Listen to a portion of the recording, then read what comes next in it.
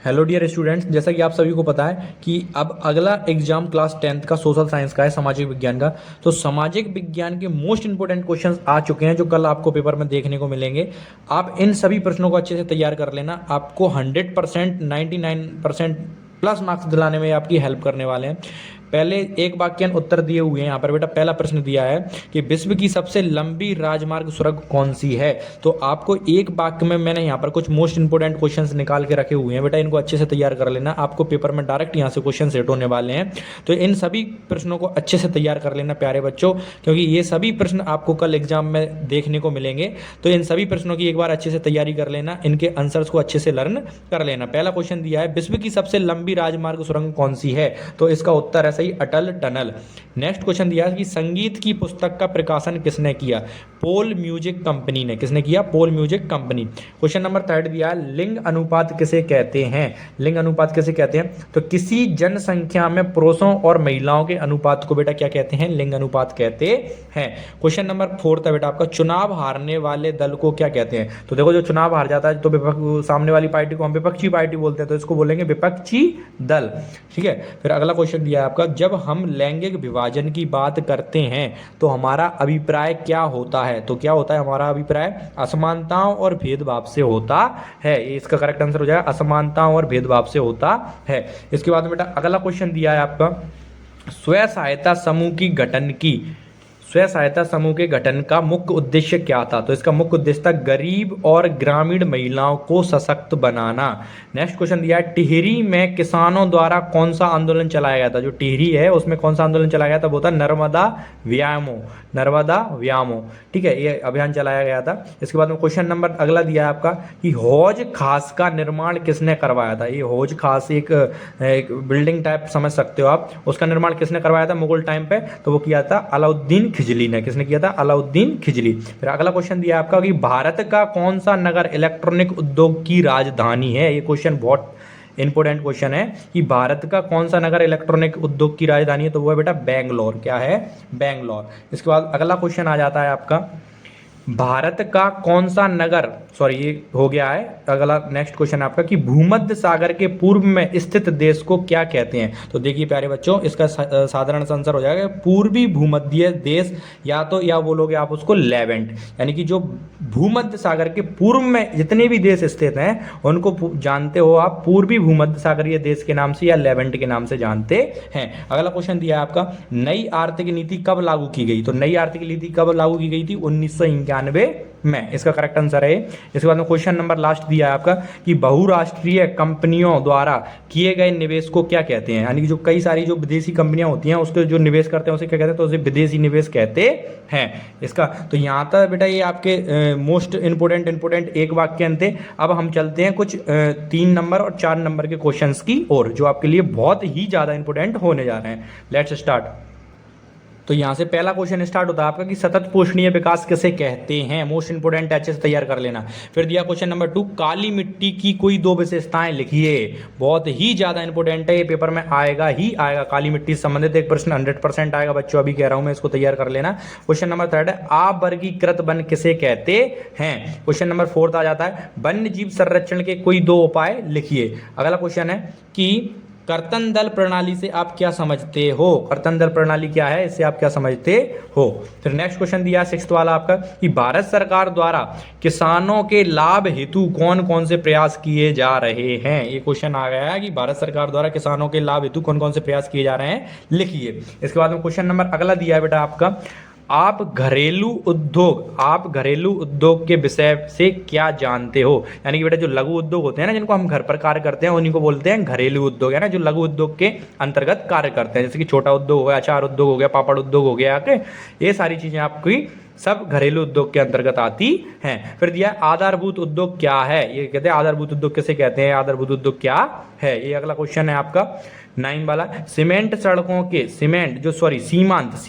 सड़कों के कोई 2 महत्व लिखिए। सीमांत सड़कें कौन सी होती हैं, इनके कोई 2 महत्व लिखिए। इसके बाद अगला क्वेश्चन दिया सड़क परिवहन के 2 महत्व लिखिए, कि सड़क परिवहन का क्या महत्व है। नेक्स्ट क्वेश्चन है इसके बाद में आपका पैकेटिंग किसे कहते हैं? पिकेटिंग किसे कहते हैं? अगला क्वेश्चन दिया जलियांवाला बाग हत्याकांड कब और कहां हुआ था? इसके बाद में सबसे फेमस क्वेश्चन आ जाता है आपका कि कॉर्न लॉ क्या है? कॉर्न लॉ क्या था? यानी जो मक्का के व्यापार पर लगाया गया जो लॉ था बेटा, जो नियम था, उसी को हम कॉर्न लॉ कहते हैं। तो यहाँ पर एक कॉर्न लॉ बहुत इंपॉर्टेंट हो जाता है, इसको अच्छे से तैयार करना है आपको।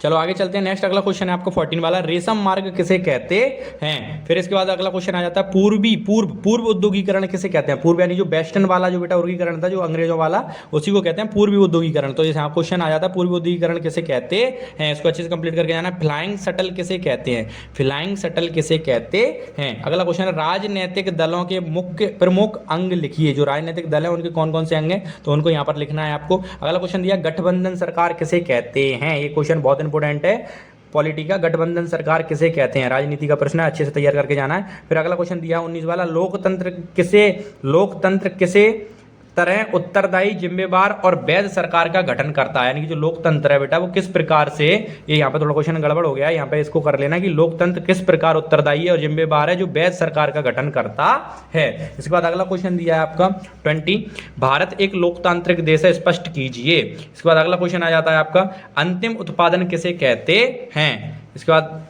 22 क्वेश्चन है आपका संगठित क्षेत्र किसे कहते हैं? यानी जो संगठित क्षेत्र होता है बेटा उसे किसे, वो क्या होता है, इसको आपको बताना है, यहाँ परिभाषित करना है। इसमें अगला क्वेश्चन दिया है निवेश किसे कहते हैं? यानी कि जो इन्वेस्टमेंट है, हम खर्च करते हैं, जब पूंजी व्यय करते हैं, उसी को कहते हैं निवेश। तो यहाँ पर इसको भी अच्छे से कंप्लीट कर लें, निवेश किसे कहते हैं। क्वेश्चन नंबर अगला दिया है आपका वैश्वीकरण क्या है? वैश्वीकरण क्या है? क्वेश्चन नंबर अगला है आपका वैश्वीकरण क्या है। इसके बाद में क्वेश्चन नंबर 25 है आपका पंचांग और चैप बुक गुटका को समझाइए। ये पिछली बार भी आया है, हाफ ईयरली में भी आया था ना, इसको अच्छे से तैयार कर लेना। फिर क्वेश्चन नंबर 26 है आपका कि 26 क्वेश्चन नंबर 26 कह रहा है आपसे टिप्पणियां लिखिए। यहाँ पर आपको टिप्पणी लिखी है, यहाँ पे या तो पूछ लेगा आपसे, कुछ भी पूछ सकता है, इन दोनों में से आप किसी एक, दोनों को आपको सॉल्व करना है, ठीक है। यहाँ अथवा में आपसे यहाँ पर पूछ सकता है, मैप भी पूछ सकता है आपको, मैप में आपको 4 जगहें दे देगा और उसको आपको फिल करना होगा, तो वो क्वेश्चन भी यहाँ पर आ सकता है, इसको अच्छे से कंप्लीट कर लेना। चलो आगे बढ़ते हैं इसी में। हाँ, अगला क्वेश्चन आ जाता है आपको 27 वाला, एकात्मक शासन की कोई 3 विशेषताएं लिखिए। फिर क्वेश्चन नंबर 28 है आपका भारत की भाषाई विविधता को समझाइए। फिर नेक्स्ट क्वेश्चन आ जाता है आपका इकोनॉमिक्स से, अर्थशास्त्र से, मुद्रा, जो मुद्रा यानी कि पैसा है, उसके कोई 3 कार्य लिखिए। मुद्रा के कोई 3 कार्य कौन कौन से हैं। क्वेश्चन नंबर 30 आ जाता है आपका क्या कारण है कि बैंक कुछ कर्जदारों को कर्ज देने के लिए तैयार नहीं होती है, इसको समझाइए। फिर क्वेश्चन नंबर 1 यानी कि यहाँ से ये बेटा हम लोगों ने 30 क्वेश्चन इंपोर्टेंट कर लिए। इसके बाद में अब नेक्स्ट क्वेश्चन से स्टार्ट हो रहे हैं, यहाँ से ये भी आपके लिए बहुत ही ज्यादा इंपोर्टेंट होने जा रहे हैं क्वेश्चन, तो इनको अच्छे से तैयार कर लेना। क्वेश्चन नंबर 1 है यहाँ पर आपका एजेंडा 21 क्या है, इसके मुख्य उद्देश्य लिखिए। ये पेपर में आएगा 100%, इसको अच्छे से तैयार कर लेना, ओके। इसके बाद में क्वेश्चन नंबर है आपका अगला, संसाधन के अति दोहन से कोई जो अपच्य हुई है, कोई 2 लिखी है ना, यानी जो संसाधन के बेटा जो दोहन, यानी संसाधनों का अत्यधिक उपयोग करने से जो हमें जो हानि हुई है उसको इसमें लिखना है, ठीक है। अपच्य का मतलब होता है हानि होना। जैसे हम संसाधनों को ज़्यादा प्रयोग करते हैं तो संसाधन खत्म होते जाएंगे, तो हमारे लिए हानि है ना। जैसे कि जल अगर आपने खत्म कर दिया एक बार, तो जल बाद में अगर जल की कमी आ जाती है तो उससे क्या है, हमें संसाधनों की क्या होती है, हानि होती है। या संसाधनों का दुरुपयोग करने से हमें क्या हानि है, वो यहाँ पर आपको लिखना है। इसके बाद क्वेश्चन नंबर अगला है आपका कि पारिस्थितिक तंत्र किसे कहते हैं। ज्योग्राफी क्वेश्चन है, सबसे मोस्ट इंपोर्टेंट, पारिस्थितिक तंत्र किसे कहते हैं। अगला क्वेश्चन दिया वन्य जीव